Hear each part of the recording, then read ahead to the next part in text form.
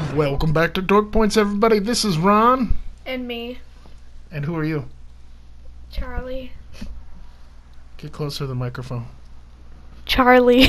That might be too close. It's a cheap game spotlight! Yeah. 10 really cheap games. Probably under $10 total for all 10 of these. This is Inksplosion. This was 49 cents. It's a Ratalaika game. It's a kind of old school Atari-style twin-stick shooter. It's very basic. It reminds me of Destronaut, or any of those old Atari games that you used to play. It's really fun when you get into it, but again, as soon as you get hit 3 times, I think you're dead, and then you just start over. It's authentic old school Atari style, but it's also pretty to look at. And chaos. Total chaos, by the way. Alright, here we go. No. Meadow Gallop. No. Yes, look at that beautiful artwork. Didn't that look beautiful? And this is from Random Spin, who are the worst of the worst most of the time. I'm sorry, guys, but it's true. Charlie, you want to describe what this game is? Torture. It made me do so many things that I didn't want to. Ooh, it's a little dark there. So you squish geese. That's the whole game. You just run around and squish geese, and then if you squish enough geese, I think there's 1,600 points worth of geese. Yeah, then you get the platinum. Oh, and you get stuck in rocks. Yeah. All right, moving on to Grimoire Organizer. Yeah, this a lot of bad stuff in here. Again, this was 9 cents. And this is from, oh god, what was that game? Eidolon Game Studios. And this is, it's a Grimoire Organizer. So what you do is you just get a book, and then you have to put it into the right slot based on its color, and that's the whole game. And yeah, I don't know who thought this was a thing or why, but I mean, this is especially bad. This is amazing that this even exists, or who thought of this. Okay, now moving on. Here we go, even more. All the bad stuff first. Russian Pinocchio. This was 69 cents, and what it is we're fast forwarding through it actually, but all it is it's a comic book, basically, and there's no language. It's just illustration. This is literally going at 4 times speed. Yeah. And this is basically, most of the game is just this beautifully illustrated story. It is pretty to look at. You get achievements for reading the story. Yeah, every page you get an achievement. And then you get achievements for doing these weird puzzles. Yeah, so then every page, there's another element to the game where every page of the game is also a puzzle. And there's 45 of them, so have fun with that. Yeah, look at them all. Alright, moving on to Ramp Car Racing. Now this is fun. Now we're getting into the good stuff, right? I really dug this game. It's funny chaos. Yeah, it reminds me a little. I know it's not the same thing, but it kind of reminds me of Cluster Truck, just because like anything can happen, and but it's real simple, and yeah, it's just you have these small little. Oh, look at this. I got stuck so many times on that. And then here's Charlie stuck on a dinosaur bone thing. Rib cage. Just stuck there forever. But yeah, the game's kind of great. There's a lot of weird, crazy things that can happen during the game. It's real basic. Again, like the levels are maybe a minute long at most. But then just zany stuff like this, like me being stuck behind a trailer cart or whatever you call those things, a shipping container, and then I just rammed it until I got through to the exit. Yeah, Ramp Car Racing, check it out. Alright, and more good stuff. Bright Side, yay! Riddles and Puzzles. This one is a good one. So each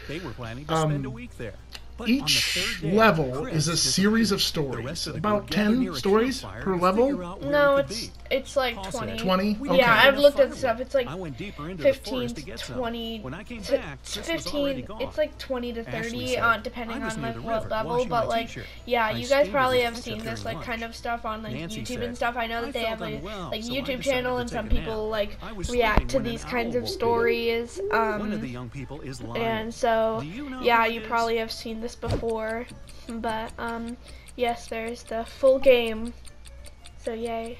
Yeah, and so each little section is basically a puzzle. It's like a whodunit. It means an owl And there's couldn't have usually woken her 2 to 3 suspects. And it's multiplayer. Yes, and this is me and Charlie actually playing in multiplayer. And so in multiplayer they give you 2 choices.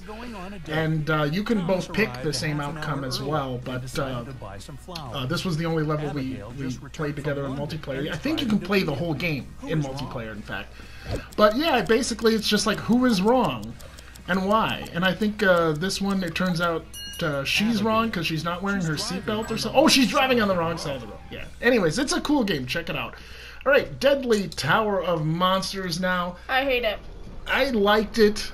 It reminds me of the old school style of games like Zombies Ate My Neighbors or something like that. It's mostly top-down, basically Nintendo style games. Yeah, old school. I already said that, but There's other games on Nintendo that don't look like this. that's true. There's also side scrollers, of course. And there's Ori.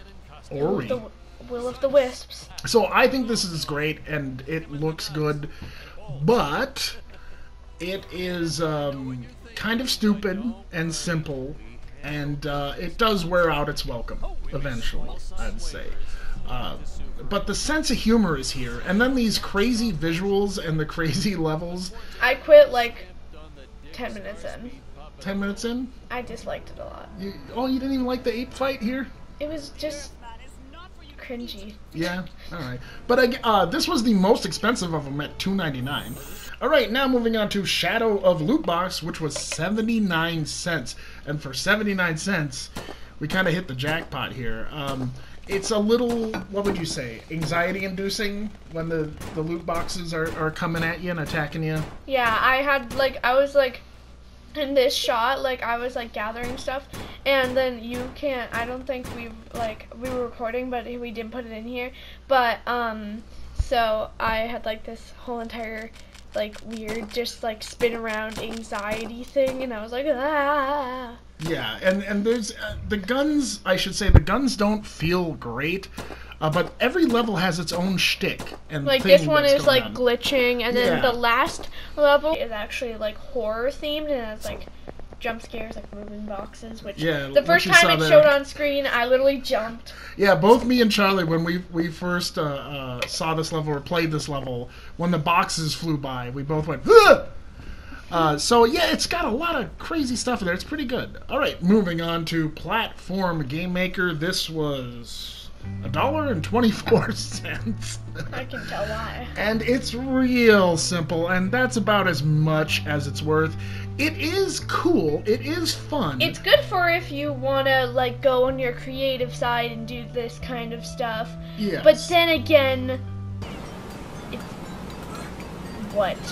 Yeah, it's very limited. I mean, you can basically only make one kind of level. I'm sure with the, if you use your imagination and spend some time with this setup, but there's really not a lot of options as to how to build your level or your backgrounds, as far as we can tell. There you go, Platform Game Maker. Okay, now the final game of the night. This was $1. More fight. And 49 cents, that's right, more fight. This is me shooting a cyber shark. They call it a cryo shark. Why would it be a cryo shark? Can it be a cyber shark? Laser shark? Cry, because it cries a lot, because it's lonely. Yeah. So what this game is, it's basically a dollar store No Man's Sky. Charlie's going for the bag of chips, and she's gonna make a bunch of noise while we're recording. Go ahead! Go ahead! But it's a great game. It is a dollar store No Man's Sky, is what it is. So there are these basically procedurally generated levels, these planets you go to, and there's really not much on there. You can scan things and get money for scanning them and explore. And then there is a main through line, a plot line, of about 7 planets, and you go to each planet and you discover a new part of the storyline. And then once you beat that storyline, the game continues, and you can just go to all, I don't know, there's got to be at least 60 planets of just random stuff you can just find and explore. And it's pretty cool that way. I liked it. Totally worth $1.49? Maybe. Okay, Charlie, now here's the surprise part of the video. I have not told you this, but you have to pick your favorite. What was your favorite cheap game of the night? So many choices. She's slowly eating a chip because she doesn't care about... Bright side. Bright side? Okay, yeah. Puzzles and games, yeah. Bright side. I'm really good at puzzle games. I like anything that I'm good at. Okay, so there you go. You're fired. You can't fire me. I'm your daughter. Anyway, there you go. Thanks for watching. That was a cheap game spotlight. I hope you enjoyed it. Is that your goodbye?